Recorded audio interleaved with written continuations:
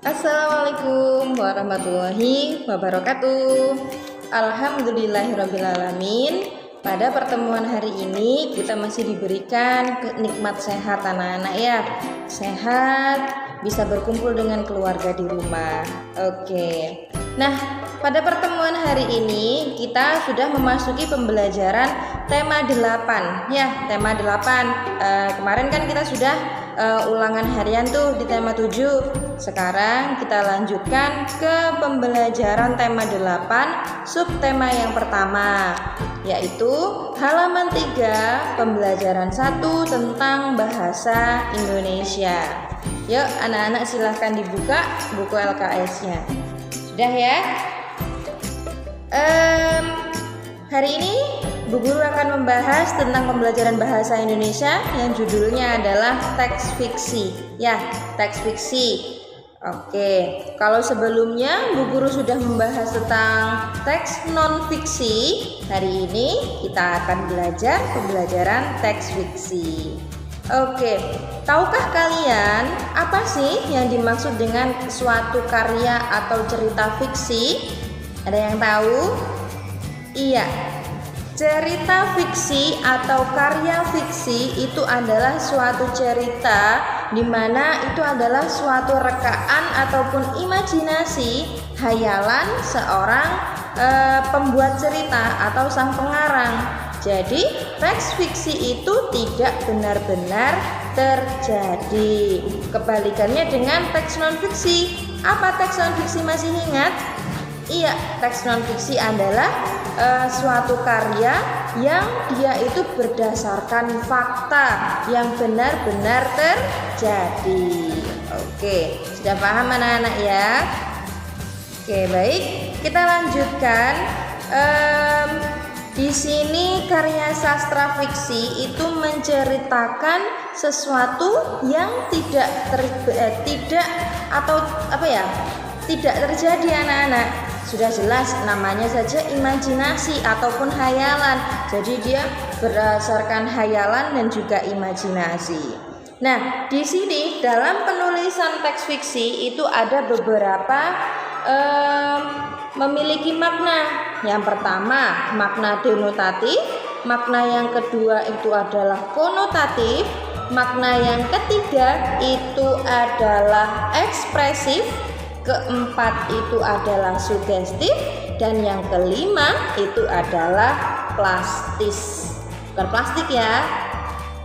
Oke, kita akan bahas yang pertama dulu, pengertian dari makna denotatif. Apa makna denotatif? Ya, makna denotatif itu adalah suatu makna yang sebenar-benarnya. Jadi dia menggunakan makna yang sebenarnya, bukan yang tidak sebenarnya ataupun hayalan. Yang berikutnya itu adalah makna konotatif. Apa artinya konotatif? Iya, dia bukan yang sebenarnya atau dia berdasarkan imajinasi. Yang berikutnya itu ada ekspresif anak-anak. Apa ekspresif itu? Ekspresif di sini adalah membayangkan suasana pribadi dari sang pengarang cerita.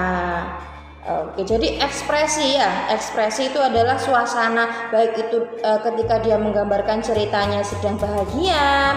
Jadi di ceritanya dituangkan di situ ceritanya cerita bahagia ataupun cerita yang sedih. Jadi seperti itu. Itu disebut dengan makna ekspresif ya, penggambaran suatu cerita.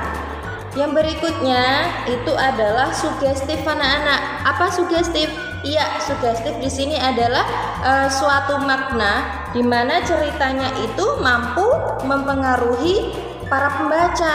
Jadi terpengaruhi, wah ini ceritanya sangat menarik ini, bagus ini, akhirnya bisa menimbulkan dia semakin gemar untuk membaca. Oke, paham ya sampai situ ya? Yang terakhir itu adalah plastis anak-anak. Nah, plastis di sini adalah suatu makna yang bersifat indah untuk menggugah perasaan bagi sang pembaca. Nah, adapun beberapa contoh dari teks fiksi di sini, contohnya adalah seperti dongeng. Nah, anak-anak sudah pasti sering mendengar ya kata-kata dongeng ataupun cerita-cerita yang terdapat dalam dongeng. Selain dongeng, itu ada cerpen atau cerita pendek. Dan juga yang terakhir itu adalah novel. Novel adalah sama kumpulan suatu cerita-cerita. Ya, kita lanjut. Nah, yang akan kita bahas berikutnya adalah contoh atau pengertian dari novel anak-anak ya. Pada halaman 4 di baliknya silahkan dibuka. Sudah ya? Dongeng itu adalah suatu karya sastra yang berisikan cerita penuh dengan hayalan ataupun fiksi. Jadi dongeng tersebut dianggap tidak nyata atau tidak benar-benar terjadi. Nah, ada pula pendapat lain anak-anak mengenai dongeng ini. Dongeng itu adalah suatu cerita tradisional. Kenapa dikatakan tradisional? Karena dongeng itu diceritakan secara turun-temurun, secara generasi ke generasi. Jadi kalau sekarang anak-anak punya kakek, punya nenek, nah mereka pasti kan suka cerita kan ya, cerita entah tentang Malin Kundang ataupun tentang cerita si kancil, dongeng kancil sebelum tidur. Nah, biasanya ketika anak-anak sudah mendengarkan cerita tersebut, maka nanti kelak anak-anak juga akan menceritakannya kembali ke anak cucu kita. Jadi di situ dikatakan dongeng itu bersifat turun-temurun dari generasi ke generasi berikutnya. Oke, paham anak-anak ya? Nah, untuk tujuannya, apa sih tujuannya? Sudah jelas, tujuannya adalah untuk menghibur dan juga mengajarkan nilai-nilai yang terkandung dalam isi dongeng tersebut. Nilai-nilai bagaimana? Nilai-nilai yang baik seperti pesan moral ya. Contohnya kalau Malin Kundang, anak-anak pasti tahu ya dongeng Malin Kundang ya. Bagaimana kalau Malin Kundang? Di situ memberikan suatu pesan, yaitu kita tidak boleh durhaka terhadap orang tua. Nah, itu disebut dengan nilai-nilai moral ataupun pesan moral yang ingin disampaikan sang pengarang dalam bentuk dongeng. Oke, sudah paham ya? Oke, lanjut. Adapun di sini beberapa jenis dari dongeng. Yang pertama itu adalah fabel. Nah, fabel, anak-anak tahu fabel ya? Seringlah sekali kita mendengar. Ya, fabel itu adalah sejenis dongeng yang berisikan cerita hewan-hewan. Nah, jadi kalau sekarang ceritanya contoh cerita si kancil, cerita burung hantu, contohnya mungkin ceritanya si kelinci, gajah. Nah, itu disebut dengan cerita atau dongeng berbentuk fabel. Oke, paham ya? Yang berikutnya itu ada dongeng lucu. Nah, kalau dongeng lucu di sini merupakan cerita fiksi di mana isinya itu suatu perjalanan apa ya? Suatu tokoh yang menimbulkan suatu kelucuan-kelucuan anak-anak atau humor ya. Contohnya apa? Iya, cerita atau dongeng Abu Nawas. Anak-anak pernah membaca ceritanya Abu Nawas? Pasti pernah ya. Dimana Abu Nawas itu adalah seseorang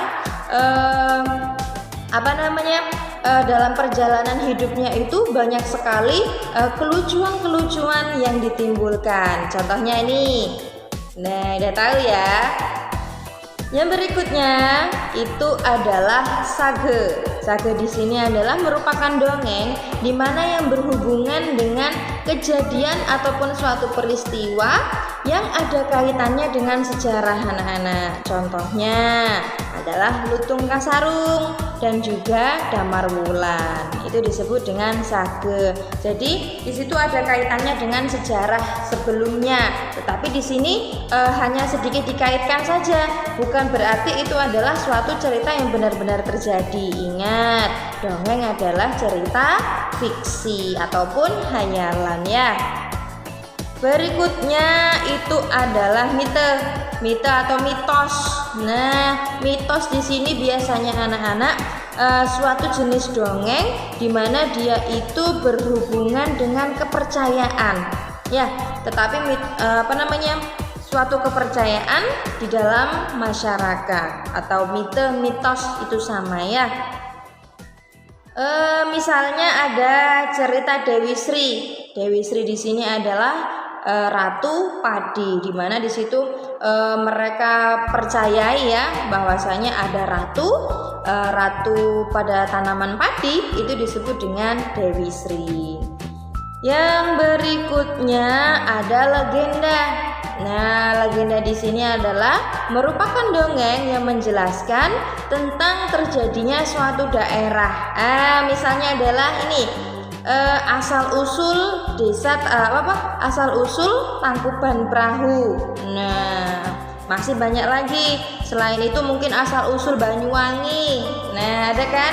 Biasanya itu diceritakan yang pernah Bu Guru baca, asal usul desa Banyuwangi itu banyu itu artinya air, wangi itu artinya harum. Biasanya itu mereka mengambil nama peristiwa itu dari kejadian-kejadian yang terjadi, sehingga menimbulkan suatu daerah tersebut diberikan nama sesuai dengan kejadian yang terjadi. Jadi seperti itu ya. Oke, yang berikutnya yang kedua itu adalah cerpen. Nah, cerpen adalah sama suatu cerita pendek di mana isinya itu adalah suatu hayalan imajinasi dari sang pengarang. Kalaupun sekarang anak-anak disuruh membuat cerpen, pasti bisa ya, karena cerpen itu yang paling mudah.